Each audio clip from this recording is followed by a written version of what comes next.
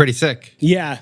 I think that one of the things that I really like about that is the way that the music kind of follows the sentiment of the song. Like every time you get back to the chorus, it feels like they just added more parts to make it feel more chaotic. Yeah.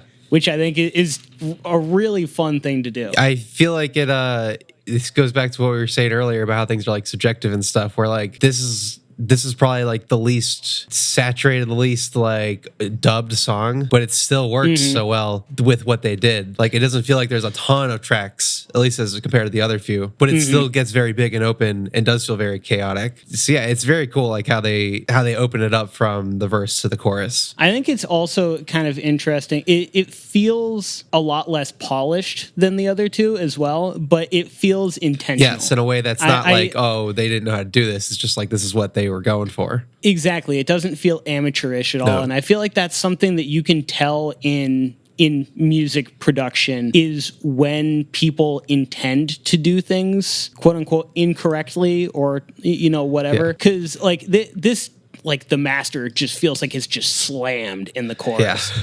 And like normally like that would be like a production no, but it's something that for this song it works, and it's just you have to know what you're after in order to take advantage of that and really make it hit the way that you want, which I think is super cool. Yeah, and like those backing vocals don't feel too like tuned up or anything, and like in a way that like they feel wild and they do feel chaotic and they feel like out there. That worked really well. It also sounds like to me with those backing vocals that they got some other people to do them as well, because it doesn't sound like a lot of the time you'll get people who will go for that sort of thing, but they'll like do all of it themselves and it ends up sounding fake, I guess would be a good way to put it. Sure. Like if you have like you're trying to do a gang vocal, but it's all the same person, sometimes it can feel very samey and it's not quite as effective. And to me, this sounds like they went out and they like got some of their friends to like record it with them, which I think is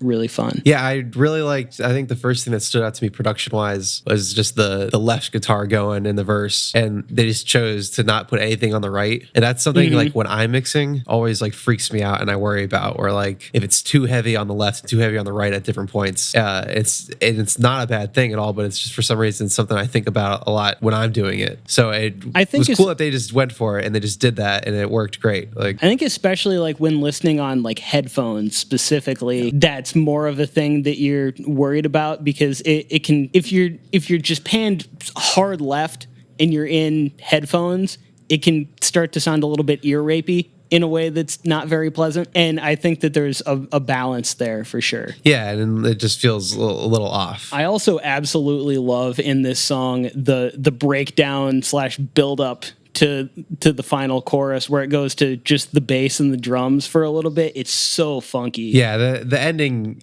with that weird key thing. I like that key part. I don't know what was going on with that, but it was cool. It almost sounds like a siren or something that they like map to a keyboard. It's got that like that modulation. It feels kind of random at points. It does. And I like we have been talking about with this song, it adds to the chaos, which thematically fits very well.